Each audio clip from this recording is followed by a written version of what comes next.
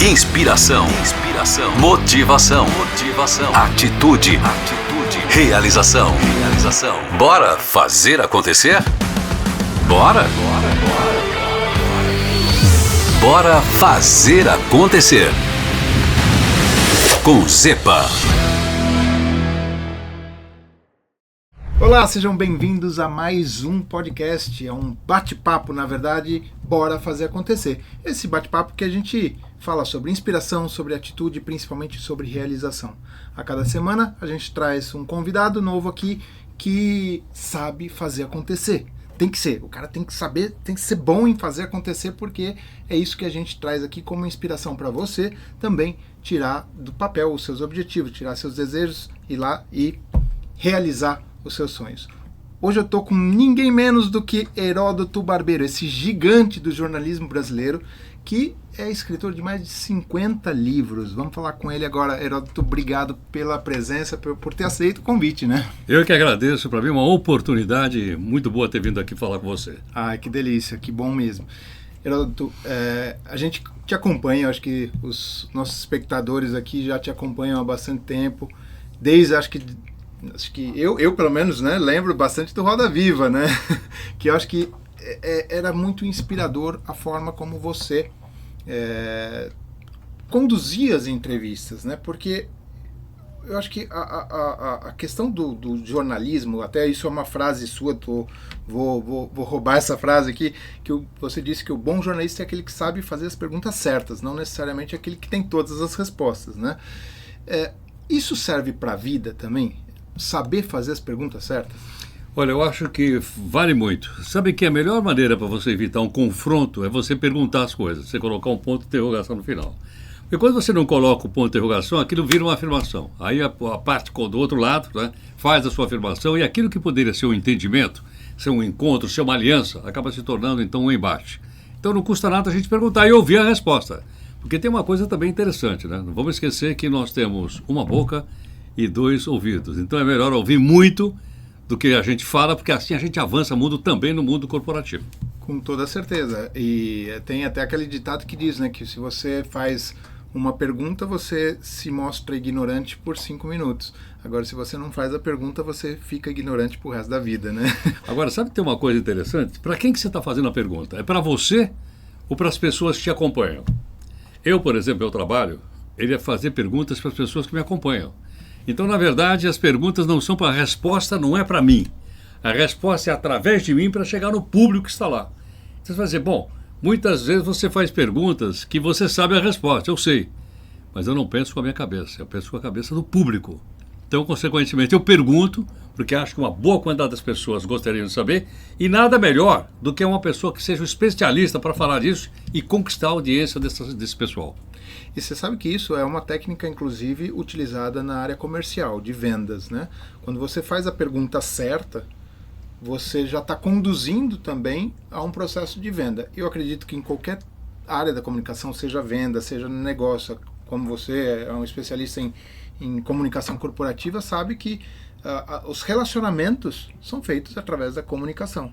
E é justamente que muitas vezes a gente faz perguntas até sabendo a resposta, mas a gente precisa delas para ouvir da pessoa aquilo que a gente precisa afirmar e conduzir, na verdade, para aquilo que a gente quer. Exatamente. Sabe que nessa linha de raciocínio que você desenvolveu, me lembra uma frase do Ogilvy, que foi o fundador de uma grande empresa de comunicação nos Estados Unidos. Ele disse, olha, a comunicação não é feita por quem fala, é por quem entende. É ou não é? Então, diga uma coisa, você entende outra. Então, o que prevalece não é a minha, é a sua versão. Você é que vai me julgar. Eu acho que a gente tem que estar bastante atento para isso, para saber o seguinte, será que as pessoas entenderam realmente aquilo que eu quero dizer? Ou eu estou dizendo uma coisa e partindo de um princípio que não é aquele que me aproxima de você, pelo contrário, me afasta? Sabe que isso me lembrou, é legal o bate-papo justamente por isso, porque a gente vai lembrando de coisas, né? E eu falei, né, que a comunicação aqui, a gente não está falando de uma comunicação só de um comunicador que trabalha com isso, como você faz a vida toda. Eu também sou comunicador, enfim, mas todo mundo é comunicador, né? Um vendedor é um comunicador, um advogado é um comunicador. E essa coisa do entendimento, da comunicação é feita por quem recebe a informação, muitas pessoas estão começando a perceber como que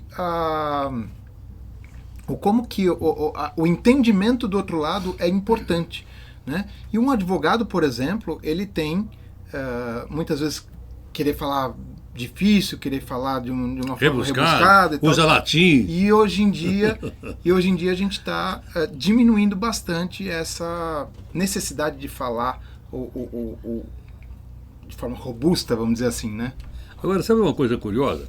Eu acho que nada mais perturba tanto um ambiente corporativo quanto os colaboradores ficarem sabendo de coisas fora da empresa. Através, por exemplo, de uma mídia, de um site, qualquer coisa.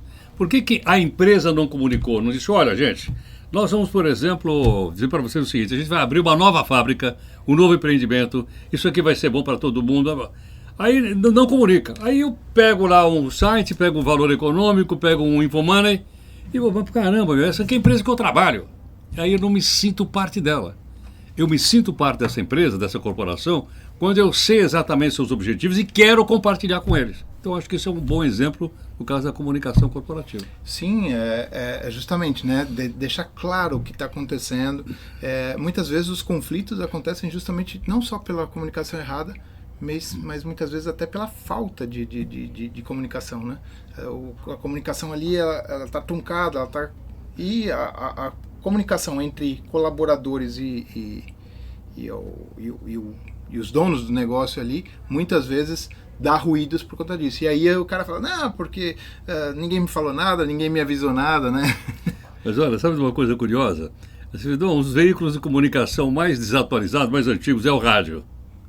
Mas, no entanto, nas empresas, ele está em primeiro lugar. É o rádio peão. a rádio peão é... Estou em cima. Não é? O rádio, acho que mas ele está muito rápido na rádio peão. E a rádio peão nem sempre retrata exatamente aquilo que vai acontecer. É ou não é? Geralmente são versões, não é isso ou não? Aquela brincadeira que a gente fazia quando eu era pequeno, né? O telefone sem fio, né? Exatamente. O cara começa com aquela latinha de massa de tomate. E vai passando e chega uma informação completamente diferente do outro lado e totalmente distorcida. Agora, eu acho que isso, você conhece isso melhor que eu, isso atrapalha um pouco, né? Aquela sequência dos stakeholders da empresa. Porque não fica só dentro dos muros da empresa. Isso passa para o fornecedor, isso passa para o consumidor, isso passa para outros setores. E às vezes, não estou generalizando, às vezes isso prejudica e ataca o quê? A marca da empresa. Impacta a marca, que é um capital, como você sabe, extremamente importante. Com toda certeza. Não, e olha só, você falou da rádio, né? Que a rádio é uma das comunicações que se popularizou, né, no início do século e depois veio, no final do século passado, a internet. Você foi um dos precursores da internet. Te chamaram de louco? Chamaram de louco. Eu apoiei muito. Por quê? Porque eu fui fazer um estágio da BBC em Londres e cheguei lá no estúdio da BBC, tinha 2 câmeras e webcams lá. Eu falei, caramba, isso aqui é uma rádio ou uma televisão? Isso aqui é uma rádio com imagem. Bom, quando eu vim aqui para o Brasil, eu trabalhava no Grupo Globo, lá na CBN, eu fui lá conversar com o pessoal, né? Quando eu contei lá para o pessoal que queria 2 câmeras no estúdio, foi uma briga muito grande. Aí quando eu disse para o cara do departamento técnico, tem que ter um cenário aqui atrás, o cara ficou muito bravo comigo, isso aqui é uma rádio, não é uma televisão. Quer dizer, o cara não entende o seguinte, que no caso, por exemplo, da comunicação auditiva, que é o rádio, se você tiver uma imagem, ela apoia, ela dá uma maior dimensão, sem perder a característica inicial. Mas você sabe o seguinte, mudar é apanhar. Por isso eu apanho até hoje.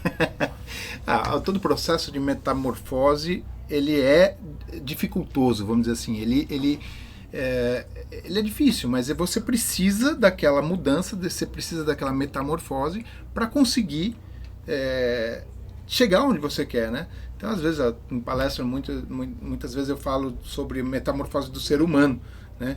O quanto que a gente passa. Se o cara é demitido, por exemplo, do emprego que ele está, ele naquele momento ele vai e e apanha, como você disse, né? Ele apanha e tal, fala, pô, se sente injustiçado, por que aconteceu isso comigo e tal, mas ele precisou daquilo para se tornar quem ele é hoje. Então essa coisa Agora, sabe que nesse mudar ponto, e apanha é interessante. nesse ponto que você tocou, tem uma coisa curiosa que me lembra a Segunda Guerra Mundial. Sabe que quem salvou a Inglaterra da invasão dos nazistas foi a Força Aérea Britânica, a RAF. Muitas vezes, quando o piloto da RAF era abatido e ele conseguia escapar, ele voltava para a base. Sabe o que os chefes faziam? Imediatamente pegavam o cara, colocavam ele num outro avião e faziam ele dar uma volta. Imediatamente. Nem o hospital, nada. Vai voar de novo. Porque senão ele nunca mais entrava no avião. Então eu acho que isso é uma lição de vida que eu pratiquei na minha vida, o seguinte: quando o meu castelo cai, no dia seguinte eu começo a reconstruí-lo. A hora que eu sou demitido, no dia seguinte eu estou no mercado procurando, não tira férias, minha opinião pessoal, hein? Claro. Por isso, não tira férias. Ah, não, eu vou descansar. Aproveitar que sabático, meu estou amigo. em férias forçadas. Depois você tira, entendeu? Mas naquele momento tem que estar no combate. Porque você se abate psicologicamente. Quem é que não se abate psicologicamente? Com certeza. Todos os seres humanos. Então é isso aí. E aí, mas é nessa porrada que a gente toma ali na vida é que a gente acorda muitas vezes, né? Às vezes a gente tá ali e tal, tá confortável com aquela situação, tal, não sei o que lá, de repente você toma um baque. E pode ser uma demissão, pode ser uma doença, pode ser a morte de um... Pode ser um acidente de trânsito. Um acidente de trânsito. Eu fali com 20 anos. Abri meu primeiro CNPJ com 17, com 20 eu fali. E ali, naquele momento, eu me senti derrotado, né? Meus pais falavam, você é doido de montar uma empresa tão novo, não sei o que lá. E aí eu falava, putz, tá vendo? Agora eu vou ter que ouvir ele falando, tá vendo? Eu avisei e tal, não sei o que lá. Só que foi a melhor coisa que aconteceu na minha vida. Porque eu aprendi ali tudo que eu não podia fazer. Agora, sabe uma coisa curiosa? Isso é uma questão cultural. Aqui no Brasil, quando o cara vai pra falência, o cara é execrado, o cara... Nos Estados Unidos não é assim. O cara vai para falência uma vez, ele vai para o segundo empreendimento. Ele não fica estigmatizado. A história do castelo, né? Começa a construir. Né? Uma hora, o cara acaba acertando, né? Ele acaba desenvolvendo a sua habilidade, ele acaba acertando. Então, eu acho que ninguém precisa esconder. Putz, eu fui para falência. Pelo amor de Deus. Você ousou. É ou não é? E a gente sabe que, quando a gente ousa, há um risco. Com certeza. E para fazer acontecer, que é o nome do meu podcast aqui, a gente precisa ousar e precisa assumir riscos. Afinal de contas, coragem, né, ter coragem para fazer qualquer tipo de empreendimento não é abrir uma empresa, é qualquer coisa. Você vai montar um evento, fazer teu casamento, você vai fazer, reformar tua casa. Qualquer empreendimento que você vai fazer envolve riscos. E aí você precisa ter coragem de, apesar do medo, avançar. Né? Não é pavor, porque pavor você nem entra. Né? Exatamente. O cara que tem pavor do mar, o cara nem molha o pé. Mas o cara que tem medo do mar... Eu acho que o medo ele é construtivo. Ele é construtivo? Ele não vira, como a gente diz, um porra louca. Né? Verdade. Percebe? O cara pesa as coisas direitinho e tal e vê a viabilidade daquilo que ele vai fazer. Logicamente que existe um risco, como você muito bem lembrou. Mas eu acho que o medo é uma forma também da gente se equipar para poder enfrentar um grande desafio. Exato. O medo, ele faz parte do jogo ali justamente para você. Se você respeitar o medo e não se paralisar diante do medo, você vai descobrir quais são os riscos, perceber quais são os caminhos para chegar naquele lugar que você quer, tentando minimizar esses riscos. Sabendo desses riscos, você, como você disse, se preparar, né? Você vai, peraí, você pode furar um pneu aqui, então deixa eu olhar o meu step. Mas pode furar 2, então vamos arrumar um step extra. Ou seja, você vai criando planos B, plano C. Sabe que no Japão existe bom, você como jornalista já deve ter ouvido falar bastante do FCS, né? O Fator Crítico de Sucesso. E isso para os japoneses é mais importante do que o próprio planejamento. Eles fazem todo um planejamento para qualquer coisa, vai construir uma ponte, vai fazer abrir uma empresa, vai fazer um evento, faz todo o planejamento. Aí depois que o planejamento está pronto, vem a etapa do FCS, Fator Crítico de Sucesso. O que é isso? É o cara analisar cada possível erro do planejamento. Alguma coisa que saia errado, alguma coisa que saia fora daquilo que foi planejado. E aí criar plano B, plano C, plano D, etc. Mas sabe que isso, de certa forma, também está muito ligado ao jornalismo. Imagina, por exemplo, vamos pegar o jornal de maior audiência no Brasil, que ainda é o Jornal Nacional. Né? Espetacular, muito bem feito, a Globo tem uma excelente equipe. O pessoal monta aquele jornal a partir das 10 da manhã para ir para o ar às 8 da noite. Vamos supor que aconteça alguma coisa no meio do caminho. O que acontece? Derruba tudo. Pô, pela madrugada, mandei o repórter lá para... O cara não vai entrar. Como não vai entrar? Não... Percebe não? De repente, houve a entrada de algo, vamos dizer assim, bastante inusitado, inesperado, mas aqueles que estão à frente têm que dizer o seguinte: derruba e vamos por outro caminho, porque é isso que o público quer ouvir. Eu acho que, de certa forma, né, esse risco, eles dizem, se está tudo certinho, mas vamos ver onde é que pode dar errado. E sempre vai ter, né? Sempre vai ter alguma coisa que pode dar errado. Por isso que a gente tem que ter os planos B, C ali bem certinho. E aí vem lei de Murphy, né? Quando você tem o plano B, tudo certinho, teu step está funcionando ali, não fura o pneu, não fura. Se você tem o plano B bem arquitetado, o plano A vai dar certo. Não é a verdade? É verdade, realmente é verdade. Agora, também tem o seguinte, eu acho que para a gente poder mexer com essas questões todas relevantes que você está lembrando, a pessoa precisa ter um pouco de estabilidade emocional. Sem estabilidade emocional é mais difícil. Você pode até conseguir, mas é mais difícil. Eu tive a semana passada com o Fernando Campos aqui no nosso Bora Fazer Acontecer. O Fernando Campos, ele é cego, mas é um menino que é extraordinário. Ele sabe fazer acontecer, ele já fez intercâmbio na Inglaterra sozinho, enfim. E a gente estava falando justamente sobre inteligência emocional, que eu considero que ninguém é 100% inteligente emocionalmente. Não tem como. Alguma vez em algum momento a gente vai titubear por conta das nossas emoções. Ou porque você vai ficar com raiva de alguma coisa, você vai ficar triste. Ou porque, enfim, perdidamente apaixonado, alguma coisa da tua emoção, você se desestabiliza. Ainda bem, né? Pra gente, senão a gente seria robôs, né? Agora, o que você não pode ser é burro emocionalmente. Né? Porque o cara que se desestabiliza sempre, o cara se destempera e grita e tal, não sei o que lá, blá, blá, pra mim ele está usando de burrice emocional, não é verdade? E alguns acham que é isso que faz o cara virar o chefe. E ele até pode virar o chefe, mas não é o líder.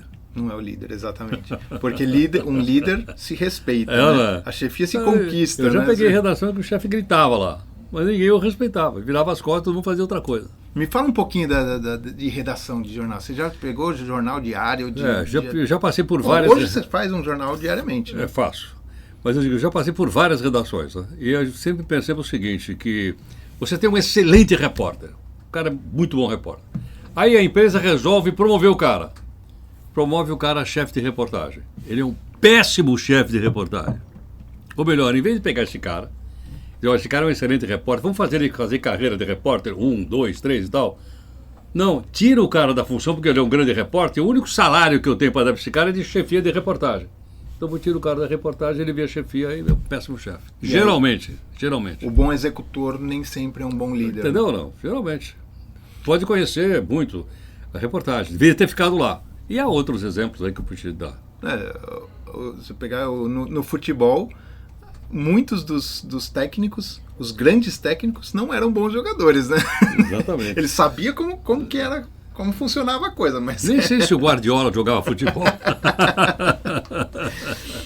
Olha só, todo episódio aqui eu trago alguma frase que eu tenha escrito em algum momento, algum livro, algum artigo meu, ou que eu tenha falado em alguma palestra. E eu trago aqui pra gente... refletir um pouquinho sobre ela. E eu escolhi uma frase minha aqui, que é: uma aula prática é melhor do que 50 teóricas. Você é um professor universitário também, né? Fui professor da USP, aqui pertinho. Aqui do lado. Dei aula 12 anos aqui na USP. Na tua vida, como jornalista, como professor, o que você leva, né, dessa frase, né? A prática e a teoria. Olha, eu acho o seguinte, tem duas coisas interessantes aí. Tem um ditado chinês que diz que aquilo que eu ouço eu esqueço, aquilo que eu vejo eu também esqueço, mas aquilo que eu faço eu lembro. Eu não sei se é do Confúcio ou se é do Lao Tse, não estou lembrando bem. Aquilo que eu faço eu lembro. Então eu acho que num momento como esse é que você junta a teoria com a prática. Vou dar um exemplo pessoal. Eu fiz história aqui, antes fui professor de história. Bom, acontece o seguinte, eu fiz curso de história, eu fiz mestrado em história, eu fiz doutoramento em história, fiz licenciatura, nunca aqui na USP alguém me ensinou a dar aula. Como é que eu vou ser professor se ninguém me ensinou a dar aula? Eu aprendi na porrada. Mas poderia ter sido muito mais fácil para mim se eles tivessem me ensinado a dar aula. Certo? Tudo bem, ensinaram, bom, coisa importante, tá tudo bem. Mas, pô, você está formando professor? Como é que eu não ensino o cara a dar aula? É a mesma coisa, por exemplo, da gente dar uma situação para um gerente de uma empresa que nunca ninguém ensinou esse cara a falar para o público. Como é que ele vai enfrentar o público? Ele vai ser julgado por uma apresentação pessoal não favorável. Isso não quer dizer que ele não conheça, não quer dizer que ele tenha qualidade, não, porque ele tem. Então eu acho o seguinte, a prática é sim muito importante. Ela não substitui a aula teórica, mas eu acho que no momento que eu tenho a teoria, eu imediatamente tenho que ter a prática. A prática é uma maneira de consolidar na minha atuação, no meu desempenho, aquilo que eu aprendi na teoria. Exatamente. E você disse que o que eu faço, eu colocaria até uma coisa a mais. Aquilo que eu faço, eu sinto. Aquilo que eu sinto fica dentro de mim. Né? Porque quando você usa não só o raciocínio para entender aquela coisa, mas você usa os sentidos, você usa também o olhar, você usa a audição, você sente o tato ali fazendo acontecer, você sente o suor daquilo que está acontecendo, aquilo vem porque você está usando também as suas emoções. Vou dar um exemplo fácil para o nosso pessoal que está acompanhando aqui. Você vai entrar numa escola para aprender a nadar. Eu chamo o melhor nadador do Brasil e ele vai te ensinar dizendo, olha, é o seguinte, você um braço na frente, vai, bate o pezinho, bababá, e te dou o diploma. E você não entrou na piscina. Não tem como. Não tem como. Eu acho que é o melhor exemplo. E isso é interessante também, porque é uma coisa que eu sempre falo, é que as pessoas muitas vezes elas querem fazer alguma coisa e elas sentem vergonha, sentem medo, sentem sei lá o quê. Todo mundo sente. De estar fazendo a coisa errada. Não, eu digo medo, e todos nós sentimos receio de você enfrentar uma plateia. Todo mundo... Olha, eu dei aula em cursinho, dei aula no Objetivo. Tinha 200 alunos na sala de aula. 250 alunos na sala de aula. Você acha que eu não tinha medo? Claro. Mas eu entrei, eu aprendi a trabalhar com isso. Mas se você me disser, você tinha medo? Tinha. Eu aprendi... Então, só mais um. Eu tirei brevet. Ó. Você acha que eu não tinha medo de dar um aviãozinho? Agora não tem mais? Depois daquele negócio lá, daquele aviãozão, agora eu tô com mais medo. Eu costumo dizer o seguinte, que as pessoas querem ser perfeitas, né? E o feito é melhor que perfeito. Né? A gente precisa ir se desenvolvendo, aprendendo e fazendo, e conforme você vai fazendo, você vai se desenvolvendo. Hoje, eu já fiz mais de 360 palestras na vida. A primeira vez que eu fiz uma palestra, eu tremia mais que vara verde. Eu fui aprendendo no palco. Eu estou perfeito hoje? Com toda certeza não. Quando eu olhar daqui 5 anos, eu espero olhar para trás e falar assim, nossa, como eu era ruim. Hoje eu estou muito melhor do que 5 anos atrás, do que 10, etc. E é assim a vida, né? A gente vai se aperfeiçoando. Sem dúvida. Com a prática, não é verdade? Sem dúvida, sem dúvida. Que legal. E a gente já está, olha só, faltam mais pouquinhos minutos aqui, o papo vai rolando, a gente nem percebe o tempo passar. Que bom. É porque tá gostoso, né? Mas eu não vou não vou terminar esse programa, na verdade, sem deixar de te fazer uma pergunta que eu faço para todos os meus convidados. Aqui é um programa de fazer acontecer, de ensinar as pessoas, de inspirar as pessoas. Não é ensinar não, sem essa pretensão de ensinar, mas de inspirar as pessoas a tirar os sonhos do papel, a fazer acontecer, a conseguir encaixar dentro das 24 horas diárias as suas atividades. Eu queria que você trouxesse aqui para os nossos ouvintes e espectadores alguma mania que você tem, ou algum aplicativo que você usa, alguma forma que você se organiza para conseguir fazer tanta coisa. Você estava me falando aqui um pouco antes da gravação, aqui nos bastidores, Heródoto estava me falando a quantidade de coisa que ele faz. Cansei só de ouvir. Como é que você se organiza para conseguir ainda ter tempo e inspiração para escrever tanto? Você escreve bastante e fazer todos os programas ao vivo aí. Como é que você se organiza? Tem alguma dica que você pode dar? Tem sim. Tem uma dica que eu aprendi lá atrás, que é o seguinte: as pessoas mais ocupadas são aquelas que têm mais tempo. Tem pessoa que você fala qualquer coisa, não posso. Não posso. Eu geralmente digo não posso. Até mesmo para vir aqui, eu dei um jeito de encaixar para vir aqui. Daqui eu estou indo lá para outro emprego. Mas eu digo o seguinte, eu acho que é a disposição da gente em organizar as coisas. E saber o seguinte, o que é importante e o que é urgente. Aquilo que é urgente nós temos que fazer primeiro. E o importante vem depois. Então eu acho que essa questão de você organizar a sua vida, de organizar pessoalmente seu dia. Levantar de manhã e saber o seguinte, olha, eu vou levantar às 5 da manhã, levanto às 5. Levanto às 5, chego às 6 horas lá na Nova Brasil, o jornal entra às 7h30, eu saio às 9 horas de lá, às 9h30 eu tenho uma reunião, às 2 horas eu tenho que vir aqui para conversar com você, daqui eu vou sair para... Ou seja, eu tenho organizado na minha cabeça. Salvo não acontecendo nenhum dragão passando no meio da frente, vai dar tudo certo. O podcast pelo menos está gravado. Enfim, eu gosto também bastante de deixar até planejado o meu dia no dia anterior e já sabendo mais ou menos o que eu vou fazer no dia seguinte. A primeira coisa é aquilo que, como você tem uma vida bastante regrada em relação a horários, porque entra ao vivo, né, nos telejornais, na rádio, etc. Então não tem como não ser muito calculista ali com o teu horário. É só um bastidor. Ninguém chega lá em cima do horário. Pô, eu vou entrar às 7h30 da manhã no ar, eu chego 6 horas lá. 6 horas. Até porque você precisa se preparar, escrever. Não é só isso. Precisa ver o que está acontecendo no mundo, o que está acontecendo. Entendeu? Você vai entrar ao vivo. Não tem aquele negócio de chegar 1 minuto antes e tal, põe aí que eu vou ler. Não tem como, né? Não é bem assim. E precisa saber o que está acontecendo no mundo, né? Lógico. Um bom jornalista tem que estar muito antenado, extremamente antenado. Exatamente. Então tem que acordar cedo justamente para saber se não explodiu alguma guerra, se não morreu ninguém. Exatamente. Enfim. Exatamente. Outro dia eu estava trabalhando, estava no ar, eu vi aqui, a BBC mandou um break news, eu fui olhar, era a história do avião. Aquele avião que deu uma queda muito grande, uma pessoa morreu, entendeu? Não. Pô, estava no ar. Eu imediatamente também disse, olha pessoal, acabei de ver aqui na BBC, babá. Teve que dar já furo de reportagem ali, né? Agora, isso aqui é o seguinte, eu falei direto porque era BBC. Se fosse alguém que tivesse me mandado... não, aí não tem como.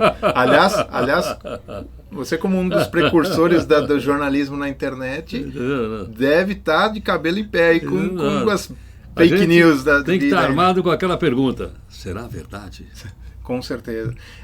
Eu falo isso nos grupos, quando o cara manda já aquela coisa tal, o cara já manda ali aquela notícia, eu falei, cara, você pesquisou antes? Não, mas eu veio de uma fonte confiável. Quem? O teu... a tiazinha do Zap Zap, né? Piadinha é piadinha, agora uma coisa séria...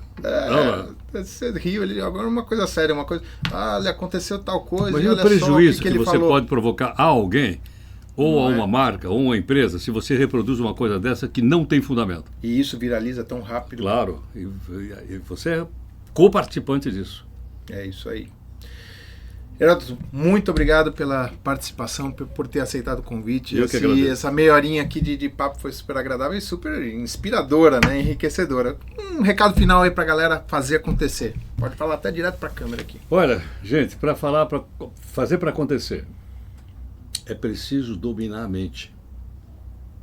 Eu treino, sou budista e os budistas mexem com a mente. Palavra final, cuidado, porque a mente mente. A mente mente.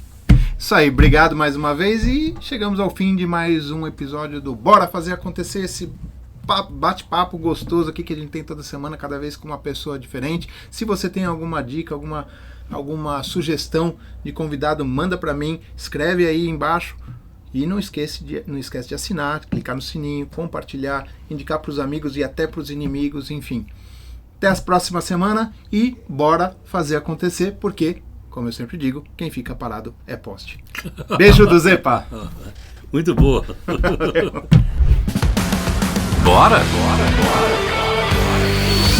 Bora fazer acontecer. Com Zepa.